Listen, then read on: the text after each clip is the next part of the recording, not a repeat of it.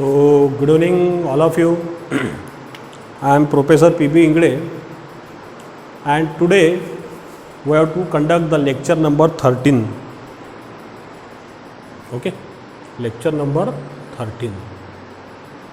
So, we know that student, in our previous lectures, I was mentioned our next lecture is depending upon the numericals of a unit 1. What is the unit 1? Rotational dynamics.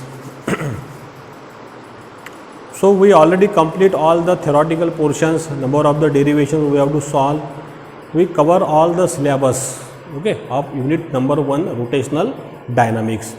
Now we have to solve and discuss the some numericals which are solved and some unsolved. So this is the solved numerical which is given in our books. So let's see here what is a motorcyclist to be treated as a point mass. मतलब एक motorcyclist दिया है और उसको अपन consider कर रहे हैं कि ये क्या है, अपना एक पॉइंट मास है.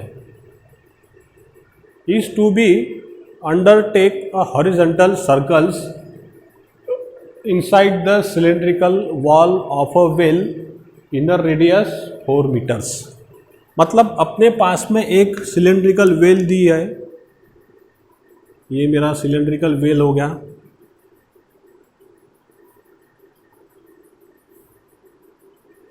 राइट. अब ये जो वेल है मेरे पास में,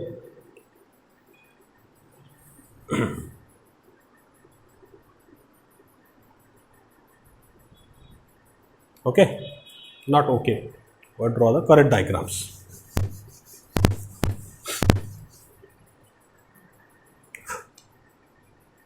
यह सिलेंड्रिकल एक वेल दी है.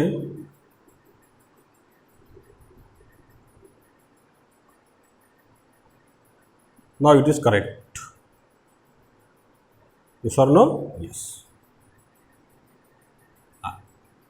So one cylindrical well is given.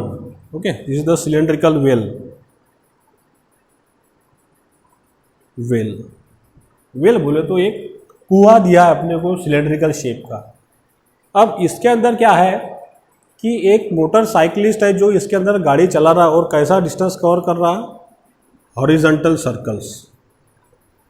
It cover the shape horizontals. मतलब ये एक पूरा ऐसा सिलेंडर है और ऐसे वो चक्कर लगा रहा है हॉरिजॉन्टल, ऐसा गोल घूम रहा है. मतलब ऐसा गोल घूम रहा है, मतलब सीधा सीधा अपना मौत का कुआं आ गया जो अपन ने अपने पिछले डेरिवेशन में पढ़े हैं. Means the motor bike ride inside the well of a death. Okay, this is the examples. So here what is the radius from this centre? The radius is given. This is centre O. This is the axis. This radius is given. What is the radius? Small r, capital R, whatever you assume. It is 4 meters. मतलब एक radius है 4 metre की. ऐसा एक cylindrical well अपने पास में है.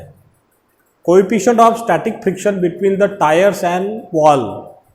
अब जब इसके अंदर वो गाड़ी घुमाएगा तो ये जो इनसाइड जो वॉल है, ये पॉइंट मास. ओके, यहाँ पे पता है अपने को एक ऊपर फोर्स एक्ट होगा, फ्रिक्शन फोर्स. उसके बाद में इसका नीचे एक फोर्स एक्ट होगा, उसका मास mg, और इधर कौन सा फोर्स एक्ट हो जाएगा, normal force n. Normal force किसके बराबर रहेगा? सेंट्रीपिटल फोर्स के बराबर. ओके, और यहाँ का जो डेरिवेशन अपन ने ऑलरेडी पहले ही प्रूव कर चुके हैं. ओके, तो फ्रिक्शन दिया है अपने को. Okay, this is the friction force. Coefficient of friction μs is given. How much? It is 0.4. Coefficient जो होता है वो हमेशा लेस देन 1 होता है बच्चों. हाँ, तो this is μs is given 0.4 in between the wall and this tyres.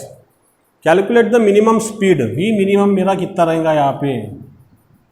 Okay, and the frequency necessary to perform the stunt. और यहाँ पे मुझे कितनी फ्रीक्वेंसी लगेंगी ये पूरा स्टंट परफॉर्म करने के लिए. g की वैल्यू दी है मुझे, कितना है g गिवन 10 मीटर पर सेकंड स्क्वायर्स. बराबर है. अब यहाँ पे जो स्टैटिक फ्रिक्शन एक्ट होता था, स्टैटिक फ्रिक्शन की जो वैल्यू थी वो क्या थी बच्चों, फ्रिक्शन फोर्स की, it is a minimum and it is less than और equal to the what is normal force. याद आ रहा है बच्चों, डेरिवेशन अपन लिए थे, right. Friction force is less than और equal to the normal force. तो क्या डेरिवेशन अपन ने बनाया था, किसी को याद आ रहा वेलोसिटी का, v minimum is equal to under root what is r g upon mu s. ये डेरिवेशन अपन ने प्रूव किया था, राइट। अब यहाँ पे वैल्यू पुट कीजिए आप, v minimum under root r कितना दिया है 4, जी कितना दिया है मुझे 10, म्यू एस कितना दिया है 0.4। यस और नो, यस। सॉल्व करने कितना आंसर आएगा बताइए, 10। 10 कैसा आया देखिए अभी, v मिनिमम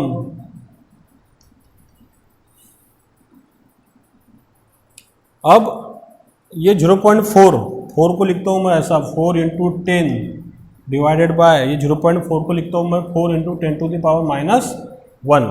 ये डिसिमल इधर चला गया तो -1 हो गया, ये 4 हो गया कैंसल। फिर बाद में v मिनिमम ये ऊपर चला गया 10 इंटू ये 10, ये ऊपर चला गया। अब 10 इंटू 10 बोले तो क्या हो गया 100, मतलब यहाँ पे आ गया 100, या फिर 10 का स्क्वायर आ गया। अब 10 का स्क्वायर अगर बाहर निकल जाएगा स्क्वायर रूट के तो कितनी वैल्यू रहेंगी, v minimum is equal to 10 metre per seconds. मतलब इतनी वेलोसिटी ये मोटरसाइकिलिस्ट के पास में रहेंगी जब ये स्टंट परफॉर्म करेगा। उसके बाद में क्या पूछा उसने, फ्रीक्वेंसी कितनी ज़रूरी है। तो बच्चों अपन एक रिलेशन पढ़ा है, आप मेरे पहले के वीडियो देखिए, क्या रिलेशन पढ़ा था अपन ने, relationship between the linear velocity and angular velocity. क्या रिलेशन था बच्चों, v is equal to r into omega. तो क्या लिख सकते हैं, v is equal to r, omega का मतलब क्या हो जाएगा 2 पाई n, और ये n ही तो अपने को निकालना है। तो n इज इक्वल टू क्या हो जाएगा फिर, v minimum upon what is 2 pi r बच्चों, राइट। क्योंकि जब ये मोटर बाइक ऐसे घूमेंगी तो उसके पास में ओमेगा भी रहने वाला है, लीनियर वेलोसिटी भी रहने वाली है। तो what is the n, just put the values, v minimum निकाला 10, 2 पाई आ गया 3.14, r कितना है 4, सॉल्व करो कितना जाएगा 5, right. Then 5 divide by 4 multiplied by this, yes or no, yes. What is the frequency? The frequency value is here n of 5 upon 4 multiplied by 3.14, yes or no, yes.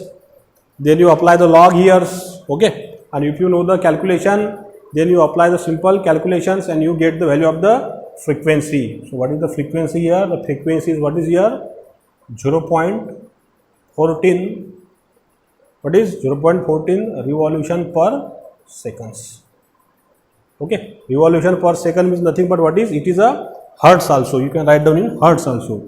So it is 0.14 or 0.4,